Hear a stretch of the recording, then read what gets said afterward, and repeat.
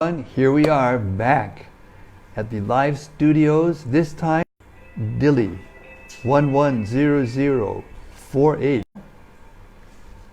to read the Srimad-Bhagavatam every day, no matter where we are, to whomever is present. And we welcome you're live or whether you're listening and watching at your convenience. We welcome you. Before we read the Srimad-Bhagavatam together, we're going to read Sanatana Goswami's glorification, beautiful glorification of Srimad-Bhagavatam. This is found in the Sri Krishna Leela Stava, in case there are new people who haven't heard this before. Sri Krishna Leela Stava is a work by Sanatana Goswami in which he was intending to offer 108 obeisances to the Vrindavan pastimes of Lord Krishna.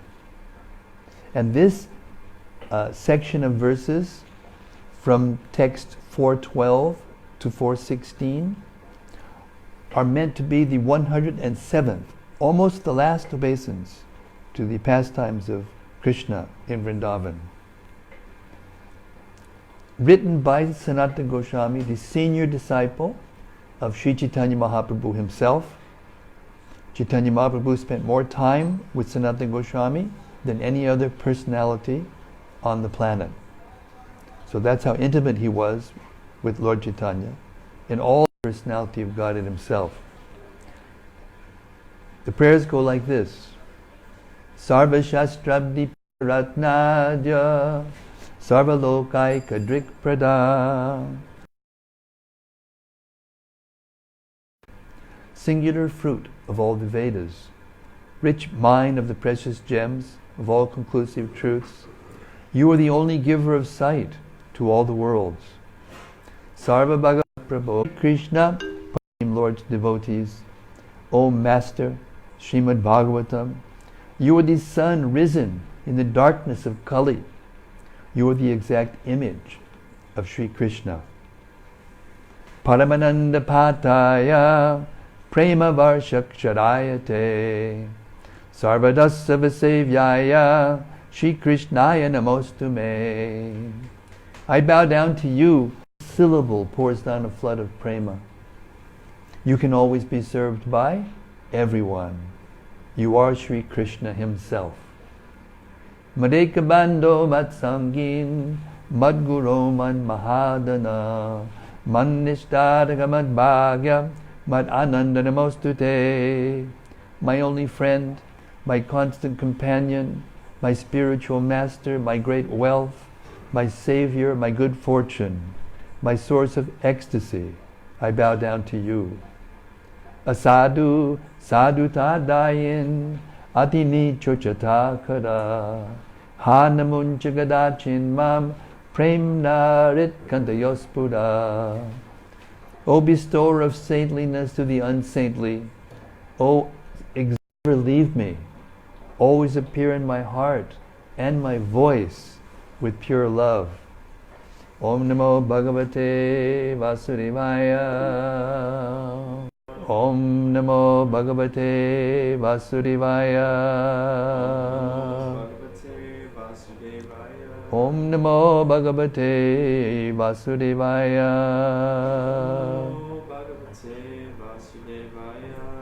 All right, we've reached the 7th chapter of the 3rd canto, Srimad-Bhagavatam. Maitreya Muni is answering the questions of Vidura. Vidura has accepted him as his spiritual teacher.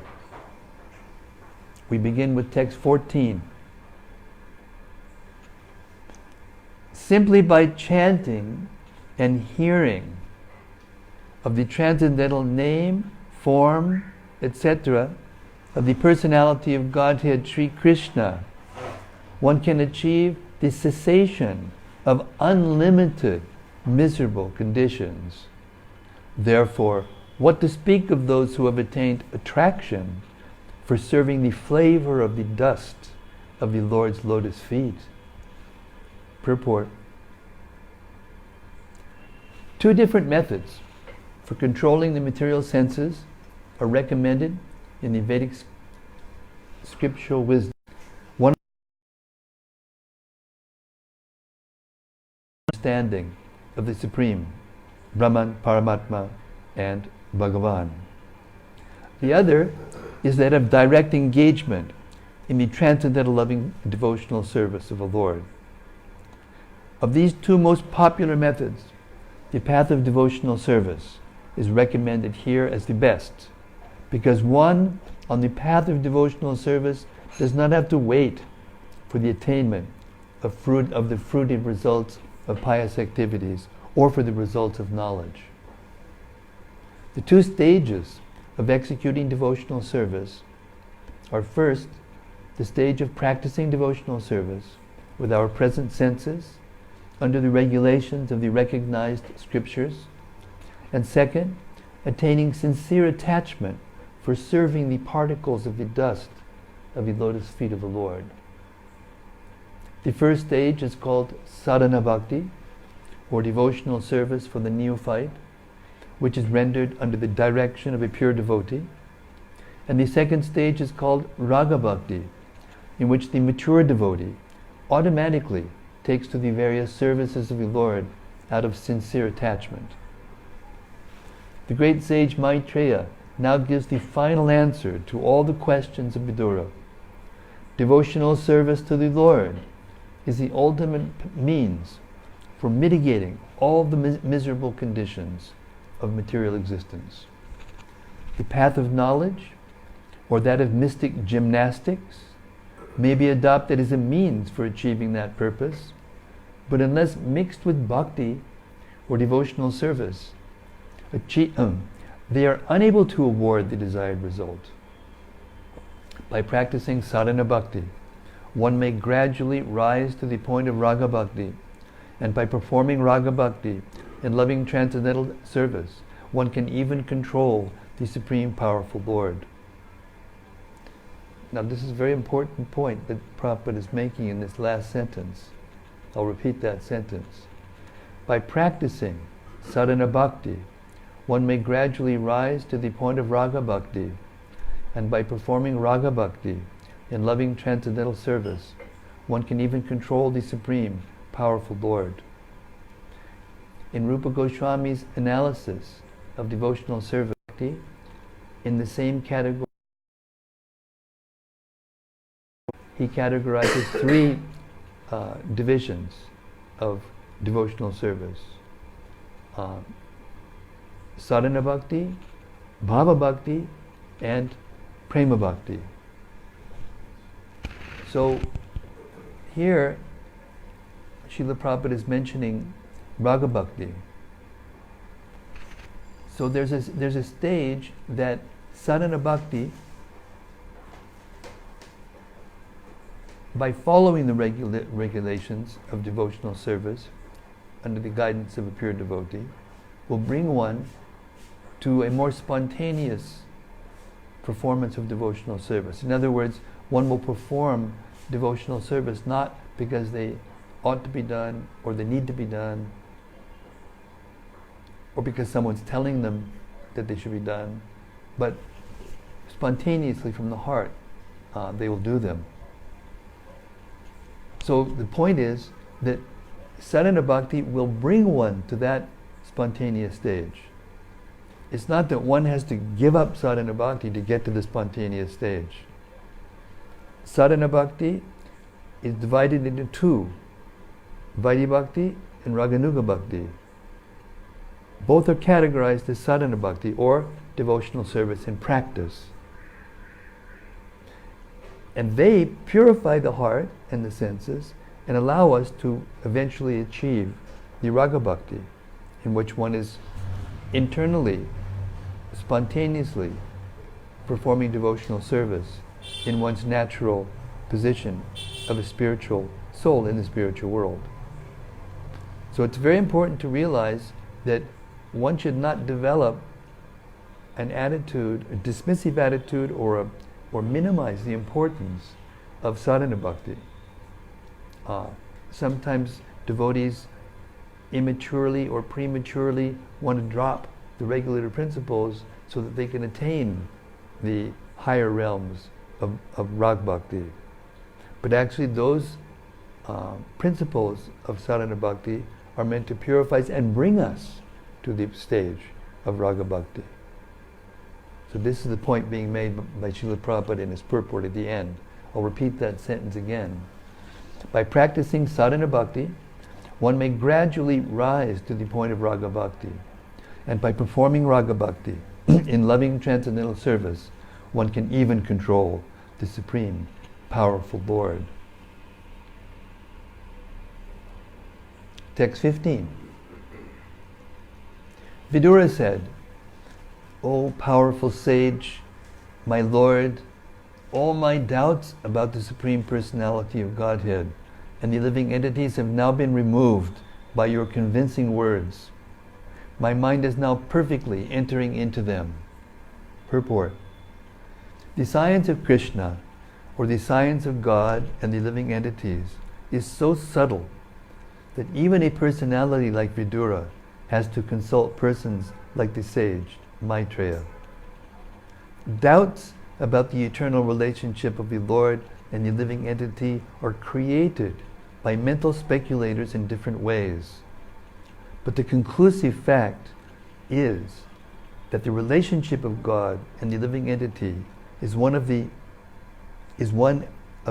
predominator and the predominated. The Lord is the eternal predominator, and the living entities are eternally predominated. Real knowledge of this relationship entails reviving the lost consciousness to this standard, and the process for such revival is devotional service to the Lord. By gaining a clear understanding from authorities like the sage Maitreya, one can become situated in real knowledge, and the disturbed mind can thus be fixed on the progressive path. Text 16. O learned sage, your explanations are very good, as they should be. Disturbances to the conditioned soul have no other basis than the movement of the external energy of the Lord. Purport. A living entity's unlawful desire to become one with the Lord in every respect is the root cause of the entire material manifestation. For otherwise the Lord has no need to create such a manifestation, even for his pastimes. The conditioned soul, under the spell of the external energy of the Lord, falsely suffers many unfortunate incidents in material life. The Lord is the predominator of the external energy Maya, whereas the living entity is the predominated by the same Maya under the material condition. The false attempt of the living entity to occupy the predominating post of the Lord is the cause of his material bondage, and the conditioned soul's attempt to become one with the Lord is the last snare of Maya. Text 17.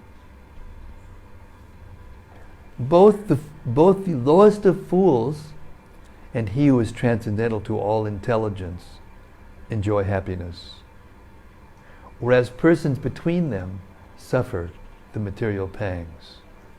Purport. The lowest of fools do not understand material miseries. They pass their lives merrily and do not inquire into the miseries of life.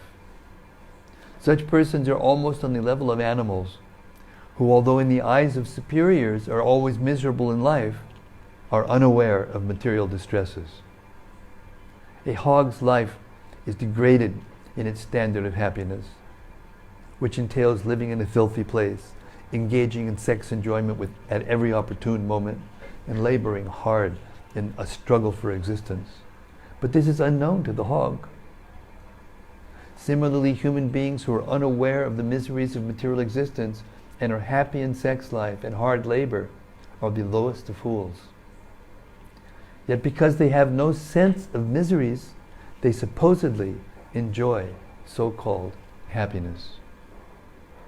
The other class of men, those who are liberated and are situated in the transcendental position above intelligence, are really happy and are called Paramahamsas. But persons who are neither like hogs and dogs, nor on the level of the Paramahamsas, feel the material pangs. And for them, inquiry about the supreme truth is necessary. The Vedanta Sutra states, Atato Brahma Jigyasa. Now one should inquire about Brahman. This inquiry is necessary for those who are between the Paramahamsas and the fools who have forgotten the question of self-realization in the midst of life in sense gratification. Text 18. But, my dear sir, I am obliged to you because now I can understand that this material manifestation is without substance, although it appears real. I am confident that by serving your feet, I will be able to give up the false idea. Purport. The sufferings of a conditioned soul are superficial and have no intrinsic value, like the cutting off of one's head in a dream. Yet although this statement is theoretically true, it is very difficult for the common man or the neophyte on the transcendental path to realize practically. However, by serving the feet of great transcendentalists like Maitreya Muni, and by constantly associating with them, one is able to give up the false idea that the soul suffers material pangs. Text 19. By serving the feet of the spiritual master, one is able to develop transcendental ecstasy in the service of the personality of Godhead, who is the unchangeable enemy of the Madhu demon and whose service vanquishes one's material distresses. Purport. The association of a bona fide spiritual master, like the sage Maitreya, can be of absolute help in achieving transcendental attachment for the direct service of the Lord. The Lord is the enemy of the Madhu demon, or in other words, he is the enemy of the suffering of his pure devotee. The word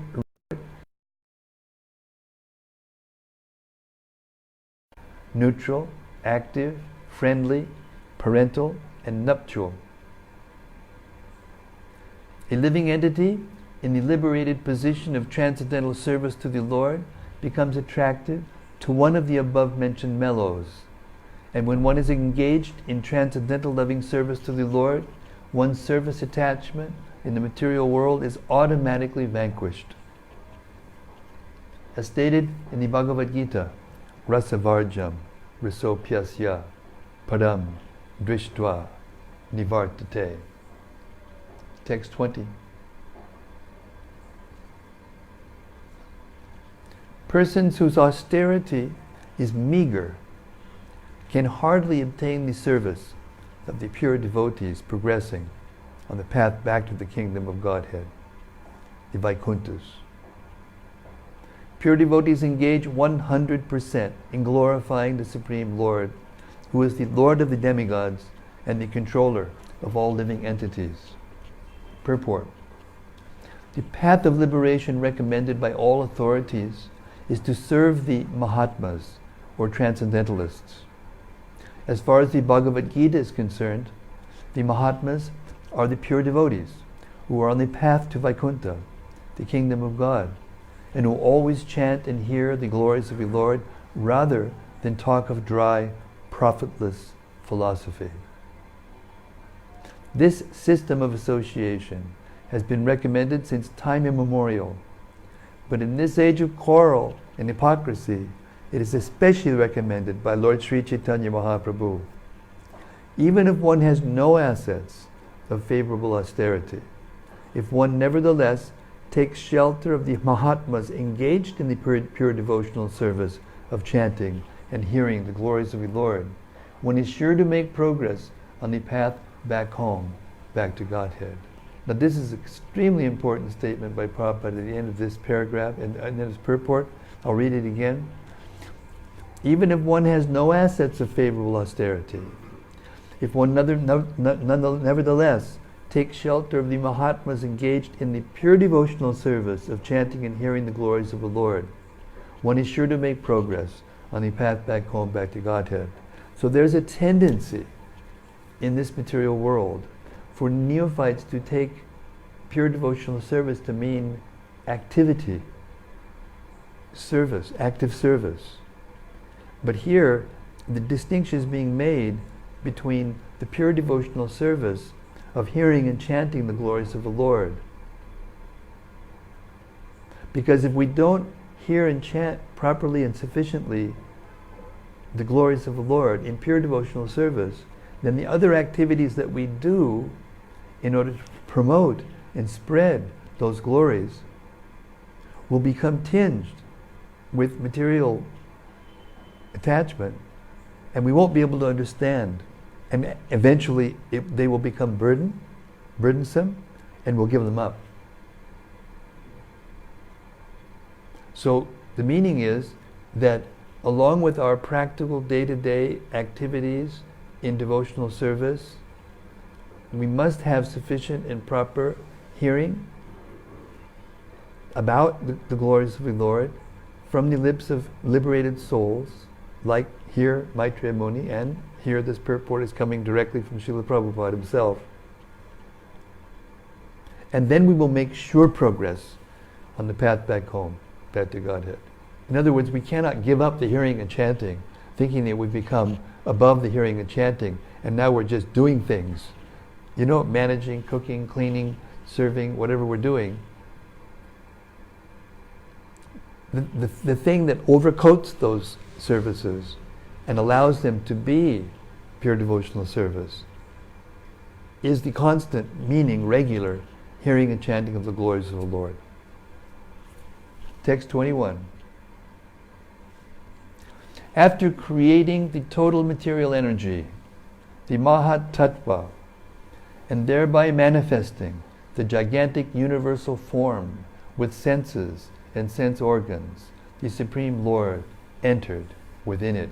So now we're returning back to the answering of the questions by Maitreya from Vidura.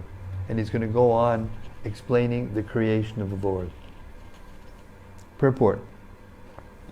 Fully satisfied by the answers of the sage Maitreya, Vidura wanted to understand the remaining portions of the creative function of the Lord, and he took the clue from the previous topics. Text 22.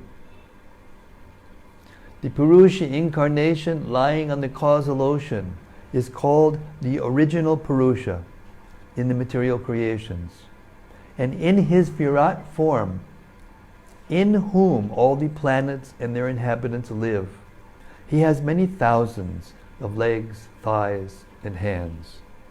Purport. The first Purusha is Karanodakashayi Vishnu. The second Purusha is Garbhodakashayi Vishnu. And the third Purusha is Chirodakashayi Vishnu, in whom is contemplated the Virat Purusha, the gigantic form in which all the planets with their different developments and inhabitants are floating. Text 23. O great Brahmana, you have told me that the gigantic Virat form and his senses, sense objects, and 10 kinds of life air exist within 3 kinds of life vigor. Now, if you will, kindly explain to me the different powers of the specific divisions. Text 24.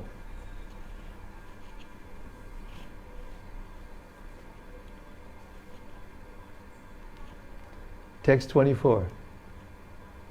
O my Lord, I think those powers, manifested in the forms of sons, grandsons, and family members, have spread all over the universe in different varieties and species. 25.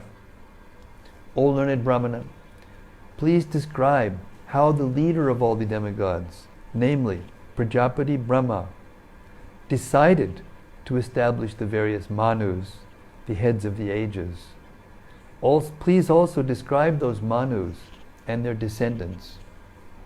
Purport.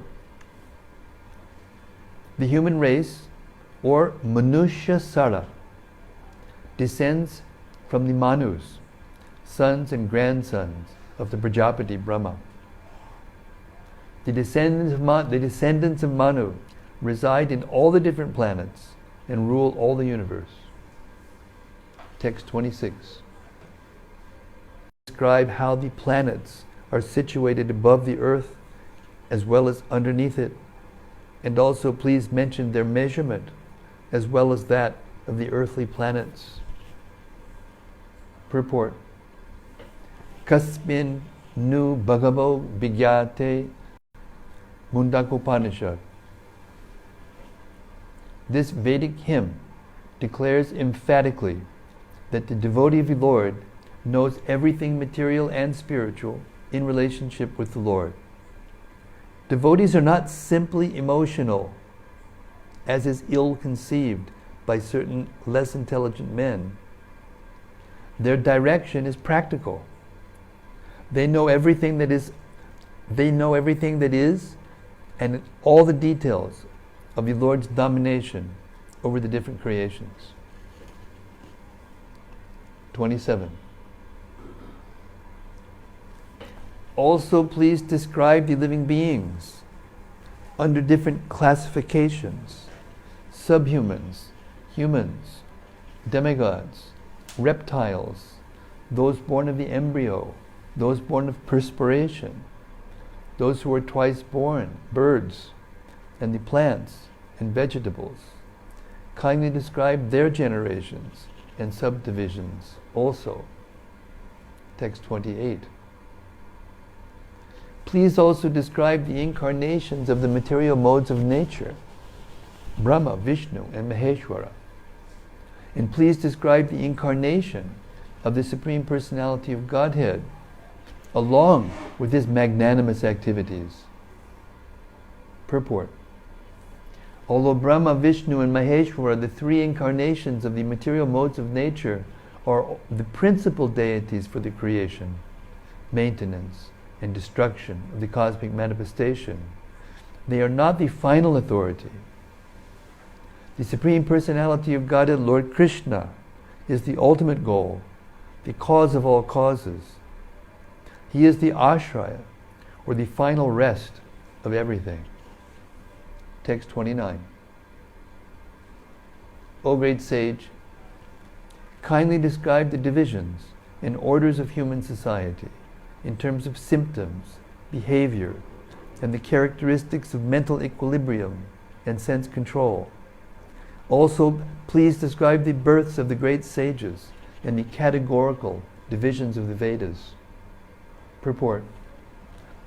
The four statuses and orders of human society, Brahmanas, Kshatriyas, Vaishyas, and Shudras, as well as brahmacharis, grihastas, vanaprasthas, and sannyasis, are all divided according to quality, education, culture, and spiritual advancement attained by practicing control of the mind and the senses.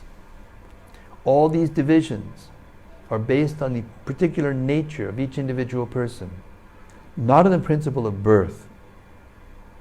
Birth is not mentioned in this verse because birth is immaterial. Vidura is famous in history as being born of a Shudrani mother, yet he is more than a Brahmana by qualification because he is seen here to be the disciple of a great sage, Maitreya Muni. Unless one achieves at least the Brahminical qualifications, one cannot understand the Vedic hymns. The Mahabharata is also a division of the Vedas, but it is meant for women, Shudras, and Dvijabandhus, the worthless children of the higher section. The less intelligent section of society can avail themselves of the Vedic instructions simply by studying the Mahabharata. Text 30. Please also describe the expansions of different sacrifices and the paths of mystic powers, analytical study of knowledge, and devotional service, all with their respective regulations. Purport. The word tantram is significant herein. Sometimes tantram is misunderstood to be the black spiritual science of materialistic persons engaged in sense gratification. But here, Tantram means the science of devotional service, compiled by Srila Narada Muni. One can take advantage of such regulative explanations of the path of devotional service and make progressive advancement in the devotional service of the Lord. Sankhya philosophy is the basic principle of acquiring knowledge, as will be explained by the sage Maitreya.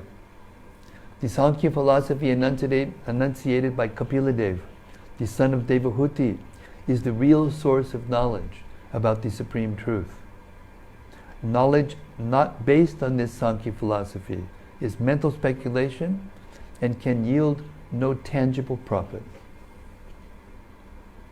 Text 31.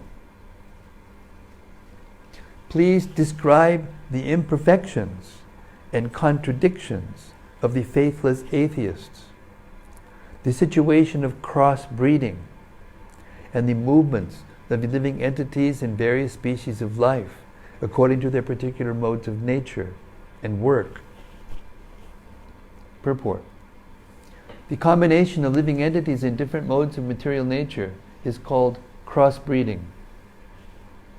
The faithless atheists do not believe in the existence of God, and thus their paths of philosophy are contradictory.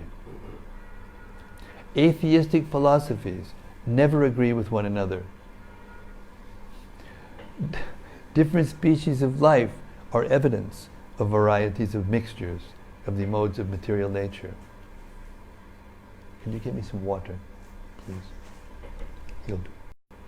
Oh, well, that was easy. It was right there.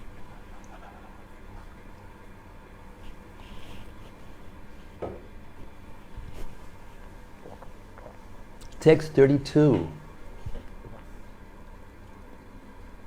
It's so wonderful how, just by the questions, we're understanding how important it is that we understand the Sankhya philosophy. Because, although the essence and the goal is spiritual emotion without the foundation of this Sankhya philosophy becomes something else. Text 33. You may also describe the non-contradictory causes of religion, economic development, sense gratification, and salvation, and also the different means of livelihood and processes of law and order mentioned in the revealed scriptures. Text 33. Please also explain the regulations for offering respect to the forefathers, the creation of the Pitri-loka, and the time schedule on the planets, stars, and luminaries, along with their respective situations. Purport. Is different on the different planets, stars, and luminaries. The higher planets like the Moon and Venus have time measurements different from those on the Earth. It is said that 6 months on this planet equal 1 day on the higher planets. In the Bhagavad Gita, the duration of 1 day in Brahmaloka is measured to be 1,000 times the 4 yugas, or 4,320,000 years multiplied by 1,000. And the month and year on Brahmaloka are calculated according to that measure. Text 34. Of charity and penance, and of digging reservoirs of water.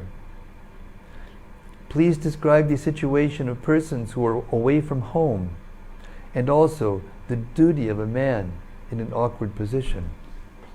Purport. The digging of reservoirs of water for public use is a great work of charity, and retiring from family life after 50 years of age is a great act of penance performed by the sober human being. Text 35.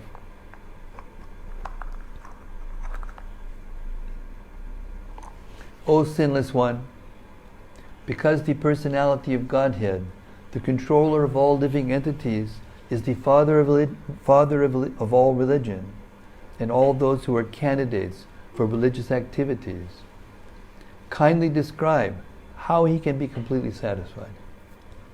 Purport. All religious activities are meant ultimately to satisfy the Supreme Personality of Godhead. The Lord is the Father of all religious principles. As stated in the Bhagavad Gita, 4 kinds of pious men, the needy, the distressed, the enlightened, and the inquisitive, approach the Lord in devotional service, and their devotion is mixed with material affection. But above them are the pure devotees, whose devotion is not tainted by any material tinges of fruitive work or speculative knowledge. Those who are only miscreants throughout their lives are compared to demons. They are bereft of all knowledge, in spite of any academic educational career they may pursue. Whoops. Such miscreants are never candidates for satisfying the Lord. Text 36. O best among the Brahmanas, those who are spiritual masters are very kind to the needy. They are always kind to their followers, disciples and sons, and without being asked by them, the spiritual master describes all that is knowledge. Purport. There are many subjects to be known from the bona fide spiritual master. The followers, disciples, and sons are all on one level for the bona fide spiritual master, and he is always kind to them and always speaks to them on transcendental subjects, even on those about which they do not ask him. That is the nature of the bona fide spiritual master. Vidura appealed to Maitreya Muni to speak on subjects about which he might not have asked. Text 37. Please describe how many disillusions there are for the elements of material nature, and who survives after the destruction to serve the Lord while he is asleep. Purport. In the Brahma Samhita, it is said that all the material manifestations with innumerable universes appear and disappear with the breathing of Mahavishnu lying in Yoga Nidra, or mystic sleep. Yakkaranar navajale bhajatis mayoga nidram ananta jagadanta saromakupaha addara shaktim avalambya param swamurtim govinda maripurusham tamaham bhajami yas yaikani vashita kalamatna athavalambya jivanti loma vilaja jagadandanataha Vishnur Mahan Sa Ihayasya Kala Vishesho Govinda Maripurusham Tamaham Bhajami. By his own internal potency, Govinda, the ultimate and supreme personality of Godhead, Lord Krishna, lies sleeping unlimitedly on the causal ocean in order to create unlimited numbers of universes during that sleep. I worship that original Supreme Godhead. Due to his breathing, innumerable universes come into existence, and when he withdraws his breath, there occurs the dissolution of all the lords of the universes. That plenary portion of the Supreme Lord is called Mahavishnu, and he is a part of Lord Krishna, Govinda, the original Lord, whom I worship. Such a nice translation. After the dissolution of the material manifestations, the Lord and his kingdom beyond the causal ocean do not disappear, nor do the inhabitants, the Lord's associates. The associates of the Lord are far more numerous than the living entities who have forgotten the Lord due to material association. The impersonalist's explanation of the word aham in the 4 verses of the original Bhagavatam, aham evasam evagre, etc., is refuted here. The Lord and his eternal associates remain after the dissolution.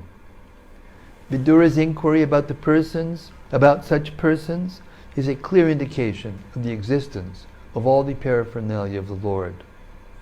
This is confirmed in the Kashikanda of the Skanda Purana, as quoted by both Jiva Goswami and Srila Vishwanath Chakravarti, who follow in the footsteps of Srila Sridhar Swami.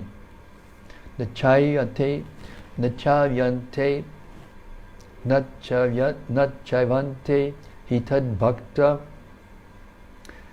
nachayvante, hiyad bhakta, mahatmyam pralayapadi, ato chuto kile loke, saeka sarvago vyayaha. The devotees of the Lord never annihilate their individual existences, even after the dissolution of the entire cosmic manifestation.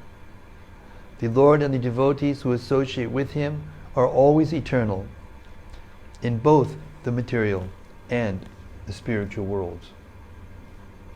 Text 38. What are the truths regarding the living entities and the Supreme Personality of Godhead? What are their identities? What are the specific values in the knowledge of the Vedas? And what are the necessities for the spiritual master and his disciples? Purport.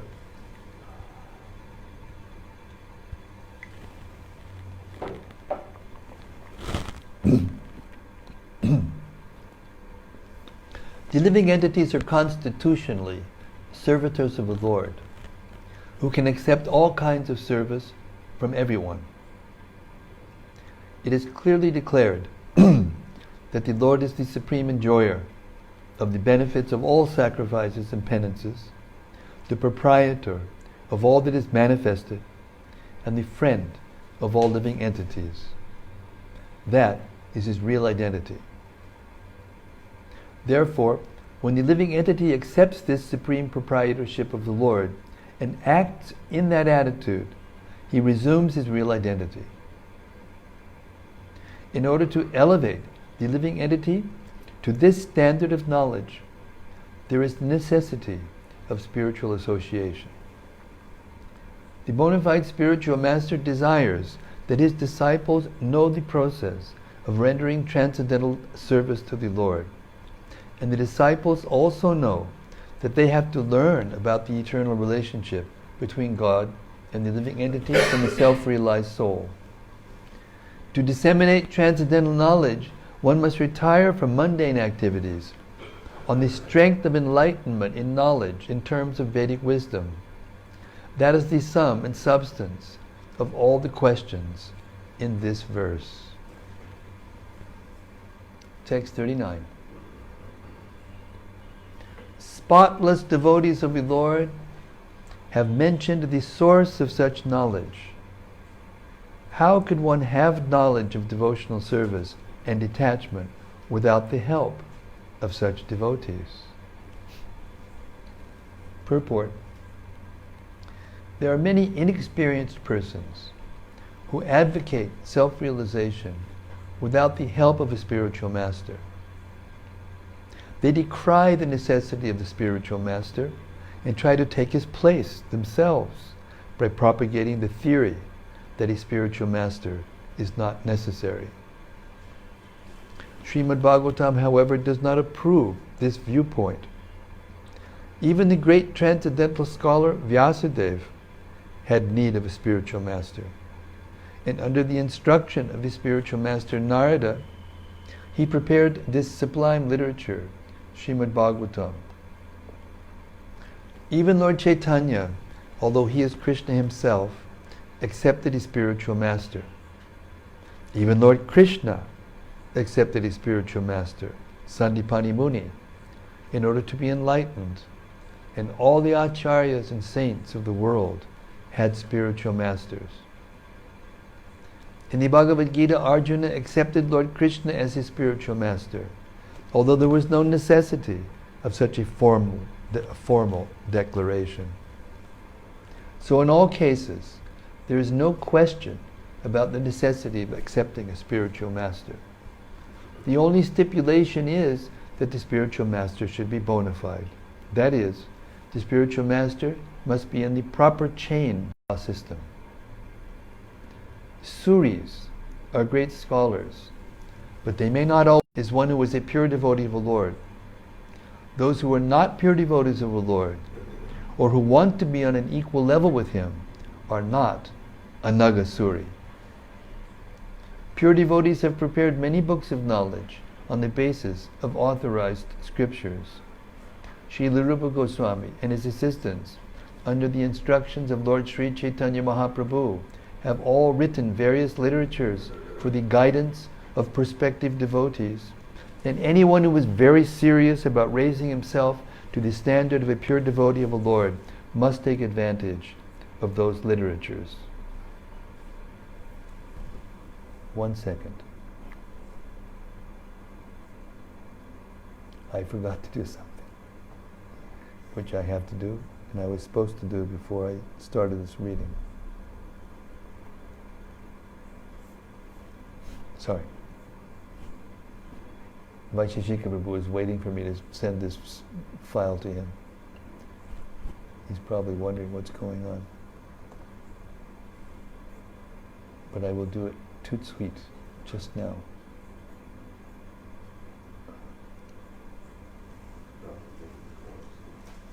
Huh?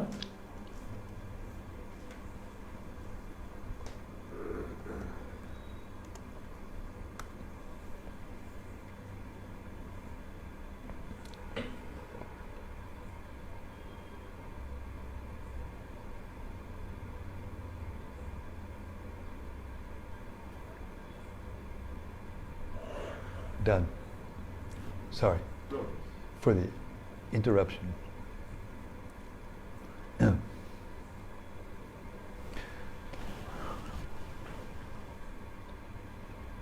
So, it's very clear that everyone needs to take advantage of the literatures that are compiled by the Anagasuris, the ones who are actually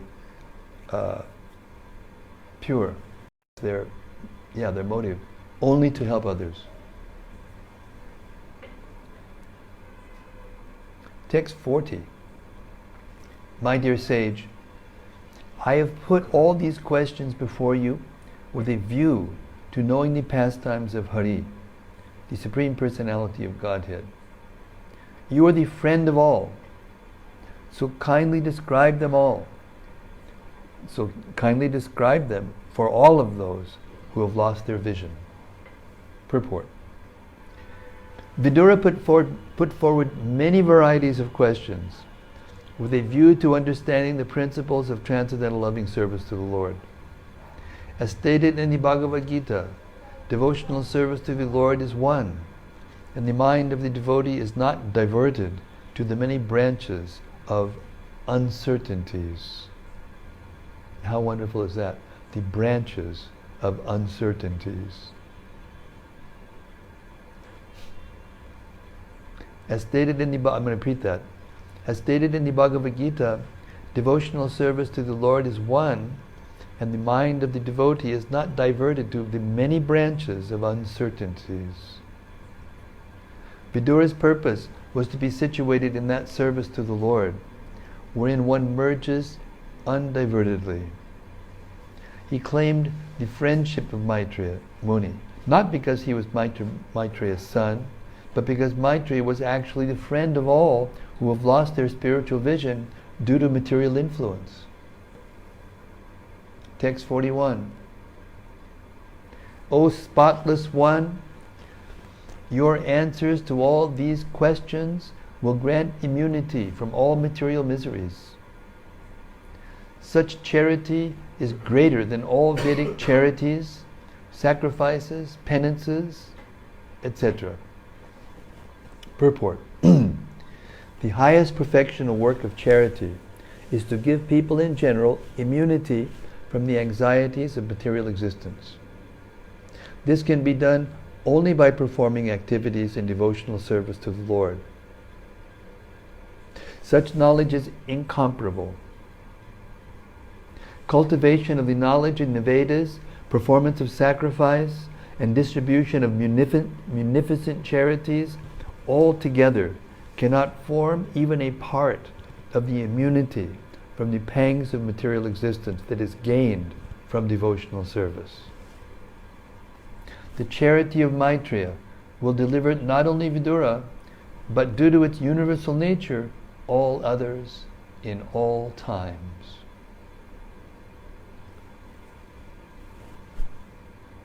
Thus Maitreya is. Sri Shukadeva Goswami said, thus the chief of the sages, who was always enthusiastic about describing topics regarding the personality of Godhead, began to narrate the descriptive explanation of the Puranas, being so inspired by Vidura. Maitreya was very much enlivened by speaking on the transcendental activities of the Lord. A very important point, that Maitreya was inspired by the questions. Purport. Great learned sages like Maitreya Muni are always very enthusiastic about describing the transcendental activities of the Lord. Maitreya Muni, being thus invited by Vidura to speak, appeared to be smiling because he actually felt transcendental bliss. Thus end the Bhaktivedanta purports to the 3rd canto, 7th chapter of Srimad-Bhagavatam, entitled Further Inquiries by Vidura.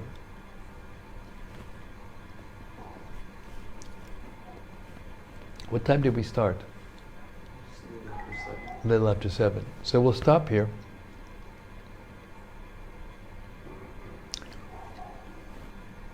And we'll have reflections.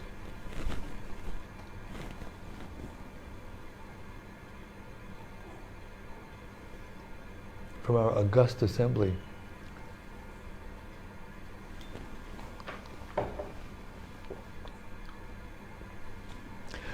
And not the Rupa's going to say something. So far not. It's all yours. The stage is all yours. Just let me know when to start.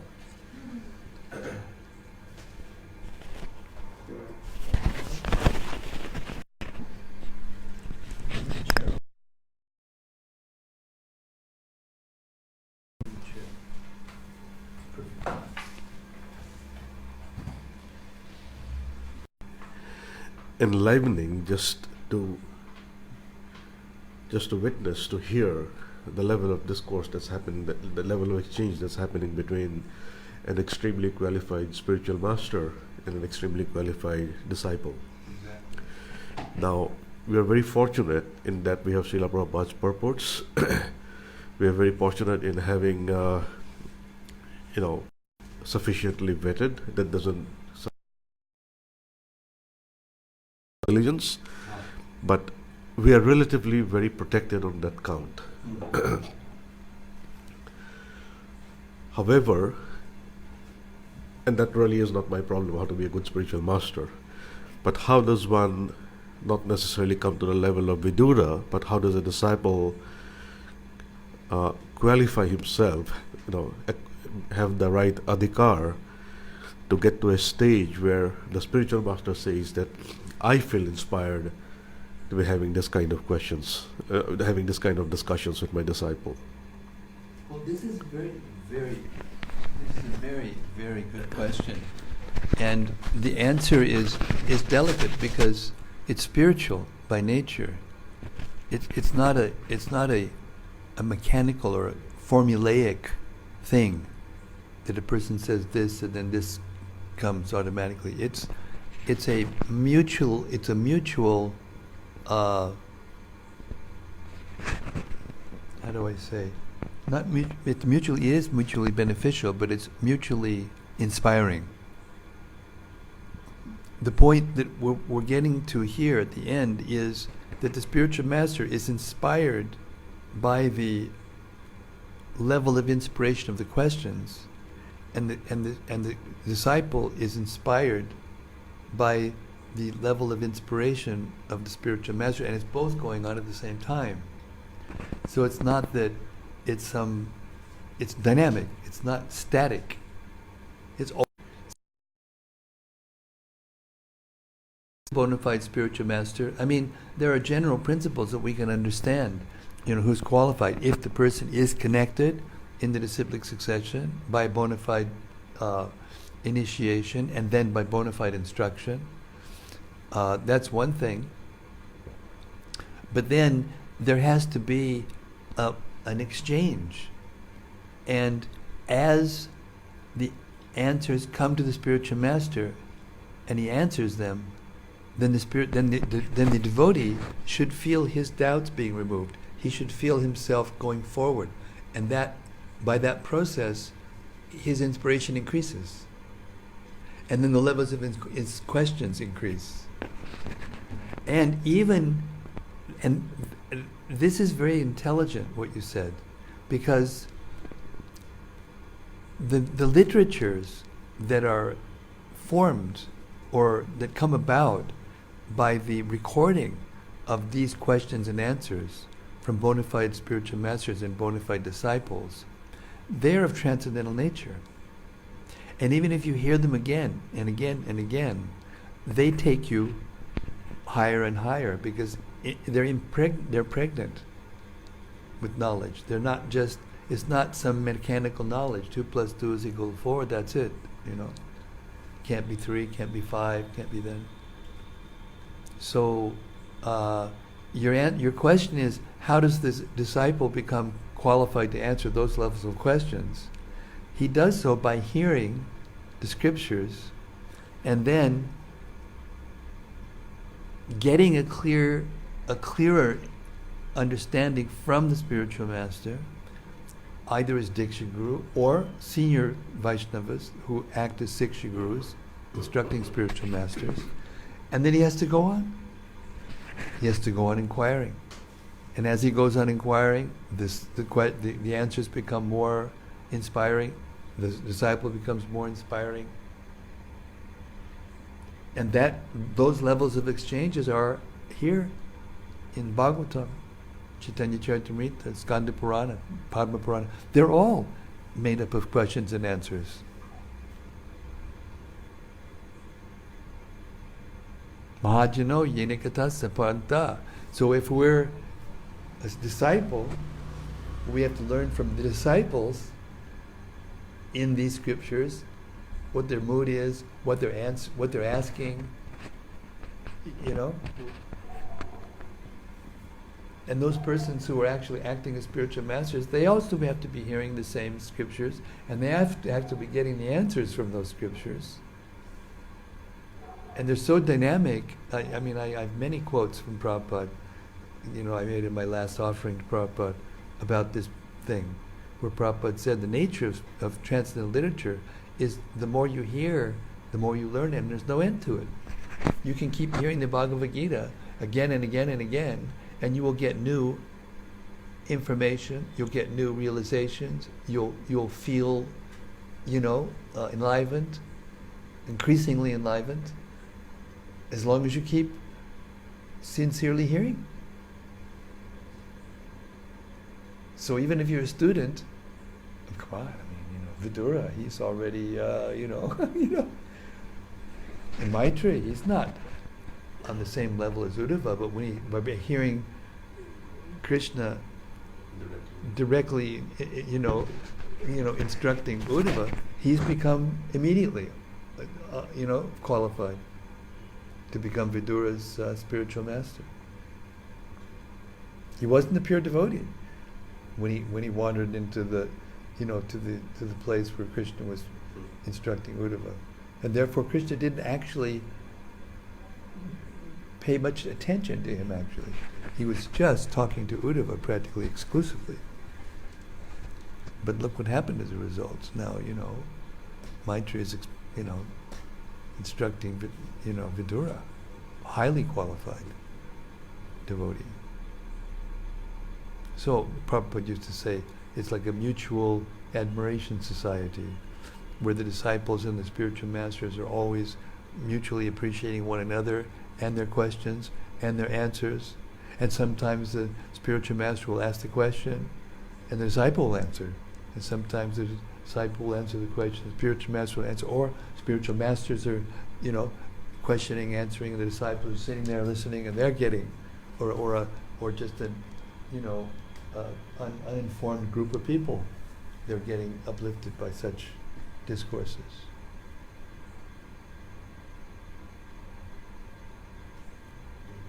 It's the nature of spiritual life. It's the nature of spiritual relationships.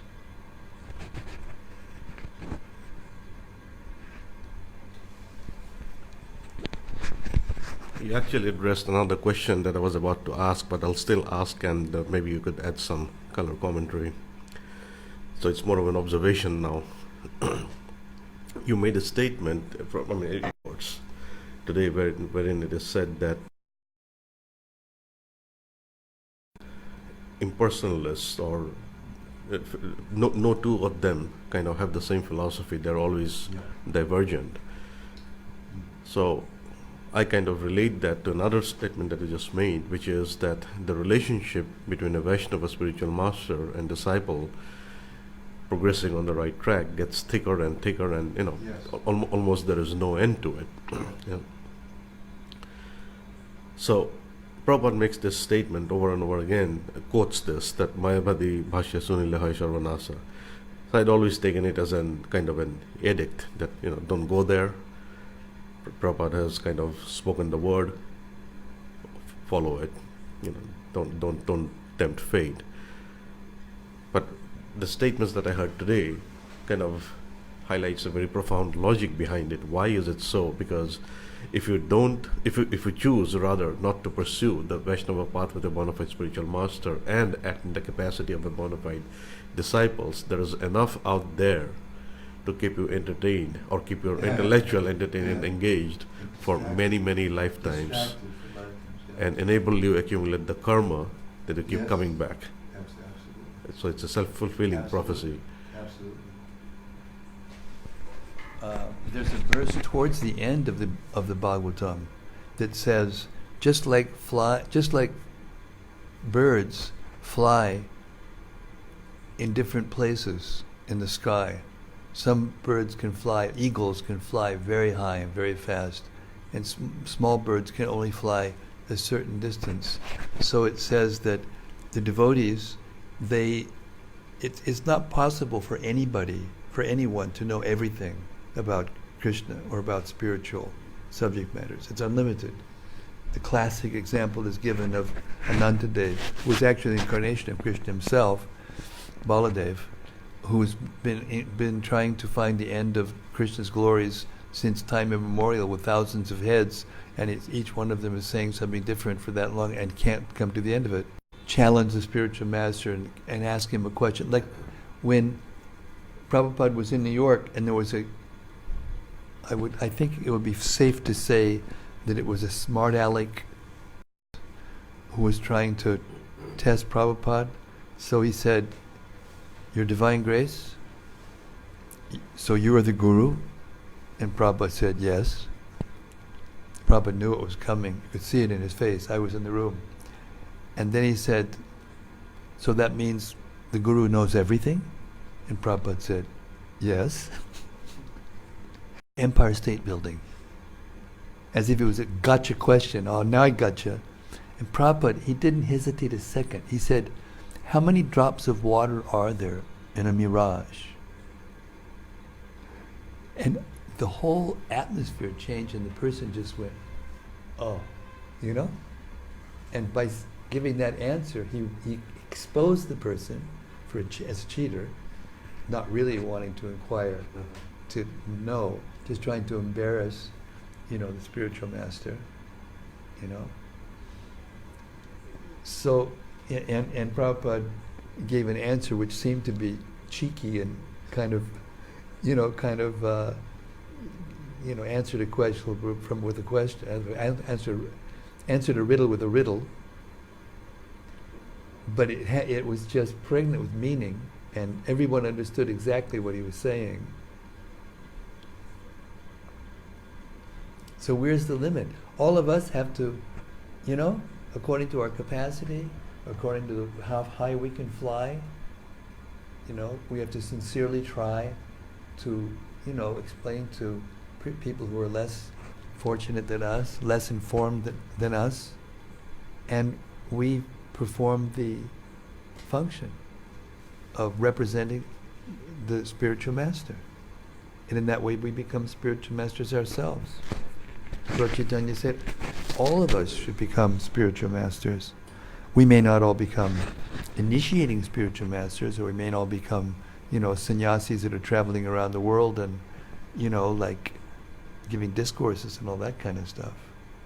But the world needs, all of us to share with everyone else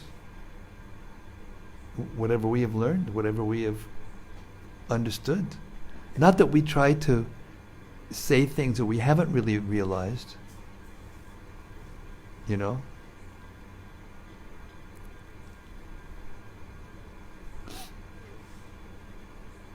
So I think that's an important point. That we shouldn't, try to judge who is spiritually qualified and who is advanced or not by some measure that is immeasurable,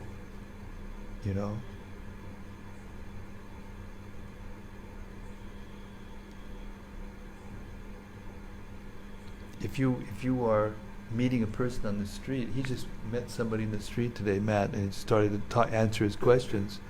And, he hasn't been around more than just a few weeks, and yet he's been hearing diligently for that time. As your capacity, you're sharp and you're taking things on board, you're learning quickly, you're a quick learner and everything. But so we shouldn't measure, spiritual knowledge and, whether or not it answers this to the question in such a way that the person understands anything more. Because Prabhupada would sometimes meet someone and just not say partly, like this example. He would answer a riddle with a riddle, but he gave him some spiritual knowledge,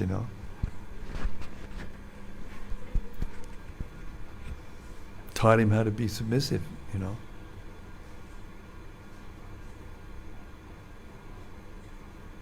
So it's a very dynamic relationship between the inquiries and the answers.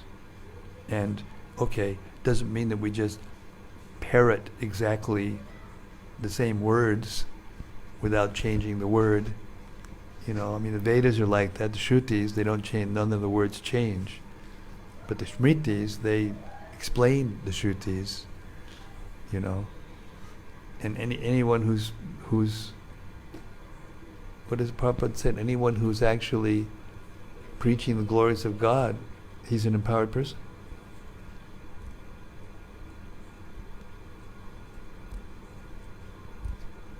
And you can't give God consciousness unless you're empowered.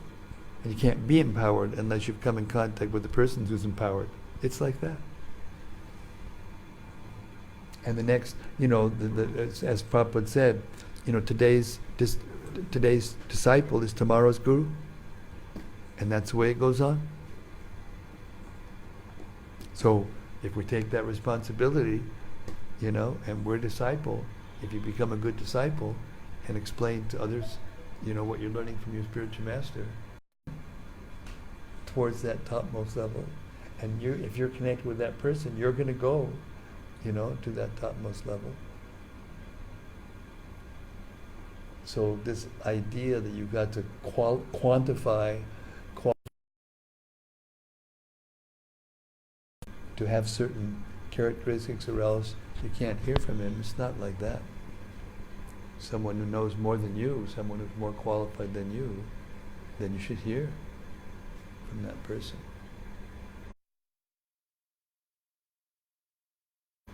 And you also have to become qualified to know whether that person is saying the right thing.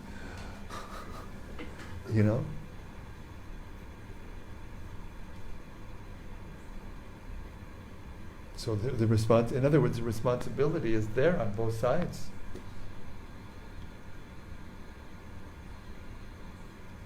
Anyway, we're hearing these fantastic questions by Vidura, which the questions are so deep that you can understand this person knows anything. He already knows all this. Otherwise, how can he answer all those questions? Ask all those questions like that. So it's like that. Okay. Hare Krishna. Hare Krishna. Hare Krishna. Thank you very much. We're going to stop now. And tomorrow we're going to be in Govardhan, and we're going to do the reading tomorrow. And then the next day after that, Vaisheshika Prabhu and all of his people are coming. And then I'm not sure whether we'll have our readings with him that night or the next night. I'm not sure.